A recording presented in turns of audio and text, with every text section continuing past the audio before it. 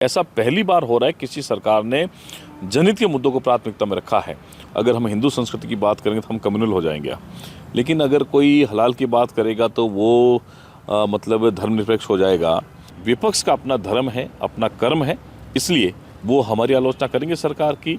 और मैं वादा करता हूँ, मैं विश्वास से कह सकता हूँ कि मुख्यमंत्री जी का जो विजन है ये प्रधानमंत्री मोदी के उस मिशन मोड को आगे ले जाएगा जब राजस्थान देश के अंदर अग्रणी प्रदेशों में होगा, जहां शिक्षा, स्वास्थ्य, चिकित्सा, रोजगार, ये सारी चीजों में राजस्थान नंबर 1 रहेगा। हलाल सर्टिफाइड प्रोडक्ट्स की जो चर्चा है वो राजस्थान तक आ गई है। राजस्थान में हवा महल विधायक बाल मुकुंद आचार्य ने बड़ा बयान दे दिया है कि इनको बैन करने के लिए विधानसभा में बात रखेंगे, प्रधानमंत्री तक चिट्ठी पहुंचाएंगे।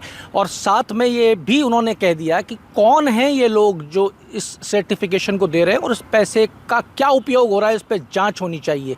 ये एक बड़ा षड्यंत्र है, ये तक कहा बाल मुकुंद आचार्य ने। इस विषय पे मेरे साथ में बात करने के लिए मौजूद है राजस्थान सरकार के कैबिनेट मंत्री अविनाश गहलोत।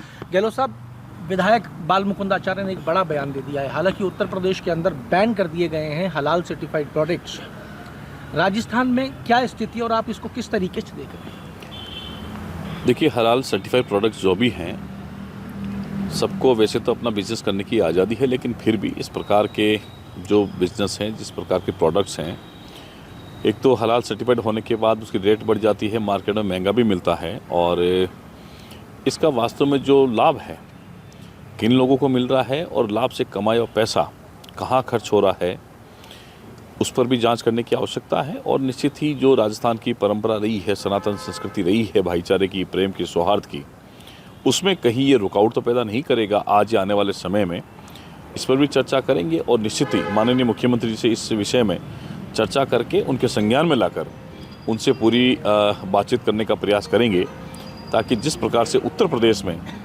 हलाल सर्टिफाइड प्रोडक्ट्स जो हैं वो बैन हैं, राजस्थान में भी इस पर आवश्यक कार्रवाई करें, ताकि जो हमारे छोटे जो लोग हैं जो गुजारा करते हैं इन प्रोडक्ट्स के माध्यम से, मसाला बेचकर, बिजनेस करके, उनको और कोई दिक्कत न आए, उनको भी रोज़गार के साधन उपलब्ध हो। तो इस पर भी हम लोग मुख्यमंत्री जी के संज्ञान में डालकर आने वाले समय में आवश्यक चर्चा करेंगे। एक समुदाय ये कह रहा है कि जब एक विशेष समुदाय अपने धर्म की मान्यता को लेकर हलाल सर्टिफिकेशन दे रहा है, तो फिर दूसरा जो एक बहुसंख्यक इस देश के अंदर मौजूद है, इस प्रदेश के अंदर मौजूद है, उसका कोई सर्टिफिकेशन क्यों नहीं मान्य हो और वो हलाल सर्टिफाइड प्रोडक्ट क्यों ले? इस तरीके की भी चर्चा शुरू हुई। देखिए, ये देश की राजनीति का आज़ादी की बात से दुर्भाग्य रहा है कि तुष्टीकरण की राजनीति के आधार पर, वोट बैंक की राजनीति के आधार पर देश में अपने राजनीतिक वर्चस्व को बढ़ाने के लिए देश को पीछे रखा है।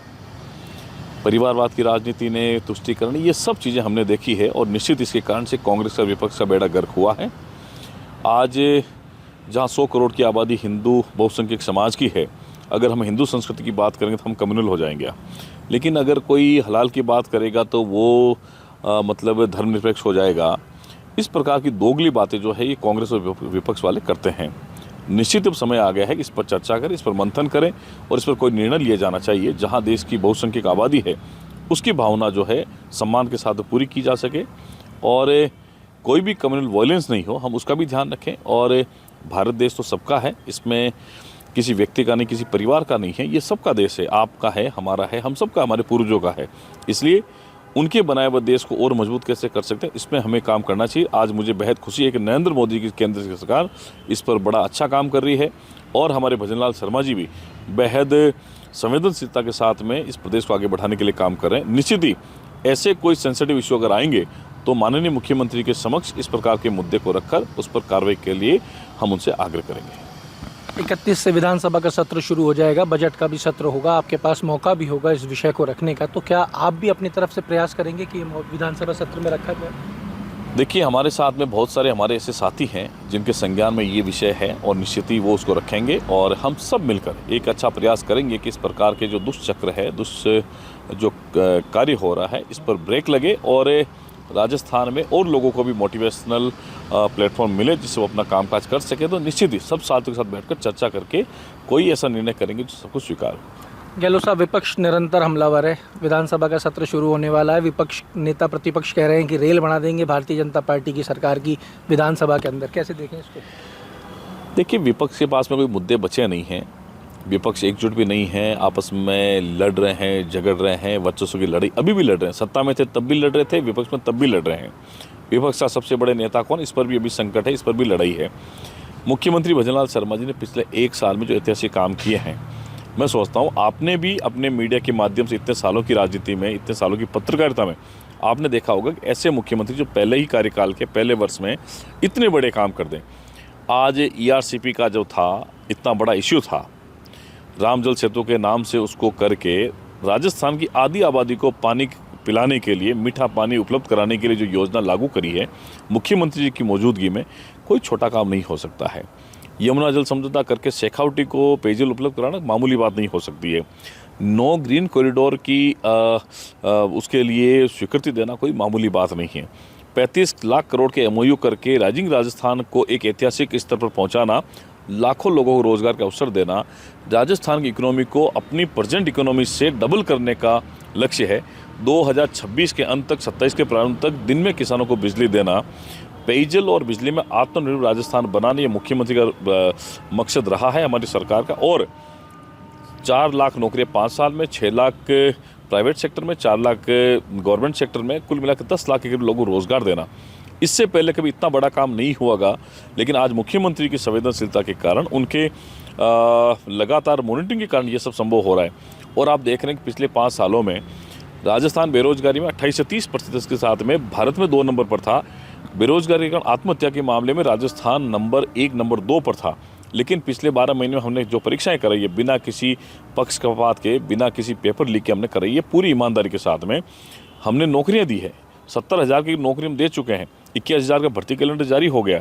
ऐसा पहली बार हो रहा है किसी सरकार ने जनहित के मुद्दों को प्राथमिकता में रखा है। और ये हमें इसलिए कहना पड़ रहा है कि हमने चुनाव के जस्ट बाद में काम को शुरू किया है। संकल्प पत्र में किए हुए वादों को 50% से ज़्यादा पहले ही वर्ष में पूरे करना एक बड़ी ऐतिहासिक उपलब्धि है मुख्यमंत्री जी किया और इस सरकार किया। और मैं वादा करता हूँ, मैं विश्वास से कह सकता हूँ कि मुख्यमंत्री जी का जो विजन है, ये प्रधानमंत्री मोदी के उस मिशन मोड को आगे ले जाएगा जब विकासशील राजस्थान से विकसित राजस्थान की ओर हम लोग जा रहे हैं। और इन 5 सालों में राजस्थान देश के अंदर अग्रणी प्रदेशों में होगा, जहाँ शिक्षा, स्वास्थ्य, चिकित्सा, रोजगार, ये सारी चीज़ों में राजस्थान नंबर 1 रहेगा। जो कभी अपराध में, बेरोजगारी में, इस प्रकार के कानून व्यवस्था के फेल्योर होने के मामले में राजस्थान नंबर 1 हुआ करता था, आज गतिमान राजस्थान के रूप में हम लोग राजस्थान को देख रहे हैं। बड़ी उपलब्धि है। मैं सोचता हूँ मुख्यमंत्री को इसके लिए धन्यवाद है। आज 24 में से 18 घंटे काम करना एक व्यक्ति के लिए छोटी बात नहीं हो सकती है। प्रधानमंत्री को आदर्श मानकर मोदी जी हम सब की चिंता करते हैं। मुख्यमंत्री का लगातार विजन है कि हम मेरे देश के 8 करोड़ लोगों की, प्रदेश के 8 करोड़ लोगों की चिंता करूं और उसमें सफल है। आज समाज का प्रत्येक वर्ग जो है, तबका है, वो मुख्यमंत्री जी के इस शासन से 1 साल की कार्यशैली से बहुत खुश है। आने वाले समय में राजस्थान को इसका बहुत लंबा परिणाम, सुखद परिणाम देखने को मिलेगा।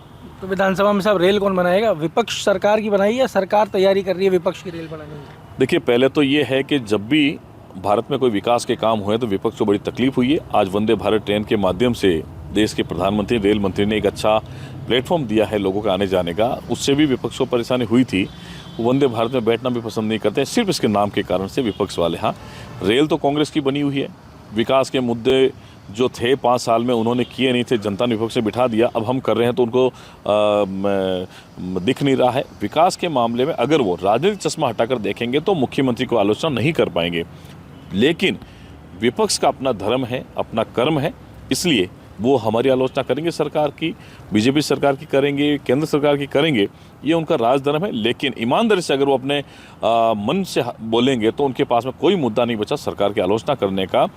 रेल तो मुख्यमंत्री भजनलाल शर्मा जी बना रहे कांग्रेस की यहाँ, ताकि उनके पास कोई मुद्दा ही नहीं बच रहा है कि हम किस मुद्दे पे बात करें।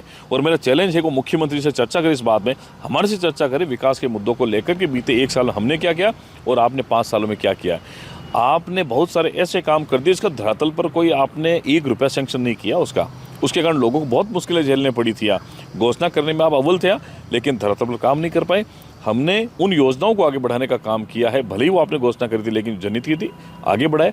आगे भी हम लोग विश्वास के साथ कह सकते हैं कि जनहितकारी जो भी मुद्दा होगा उसको आगे ले जाएंगे। जन कल्याण के काम पूरे मुख्यमंत्री के निर्देश में करेंगे।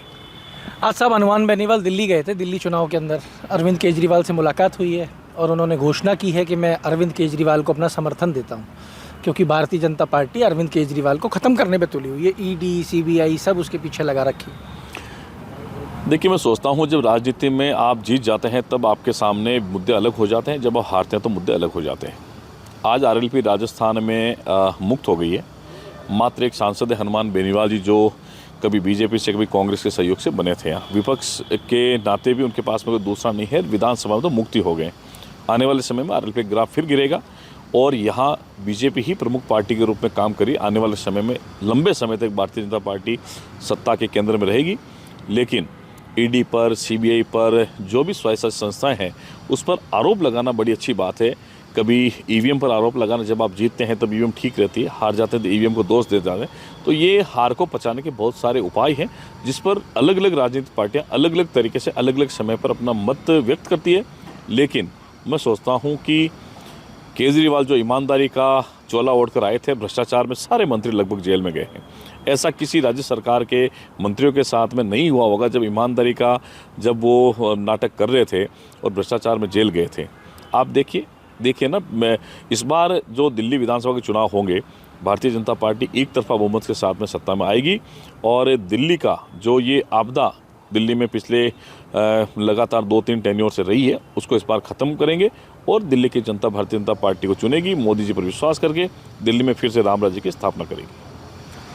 तो साहब, आप ये सुन रहे थे कैबिनेट मंत्री राजस्थान सरकार अविनाश गहलोत को, जिन्होंने कई यहाँ पे बड़ी अहम बातें कह दी हैं। एक तो उन्होंने कहा कि अब समय आ गया है, अब बहुसंख्यकों की भी बात करने का समय आ गया है और जब जब मौका मिलेगा विधानसभा के अंदर इस विषय को उठाया जाएगा। हलाल सर्टिफाइड प्रोडक्ट्स के ऊपर भी कहा कि मुख्यमंत्री के संज्ञान में लाएंगे और इस विषय को मुख्यमंत्री से चर्चा करके और आगे बढ़ाया जाएगा। जब यूपी में बैन है तो यहाँ पे भी कुछ ना कुछ जरूर बड़ा देखने को मिलेगा। तो जुड़े रहिए हमारे साथ। अमर उजाला के लिए जयपुर से मैं आशीष। अमर उजाला जीवांजलि के सारथी की मदद लें और महाकुंभ में स्नान जरूर करें।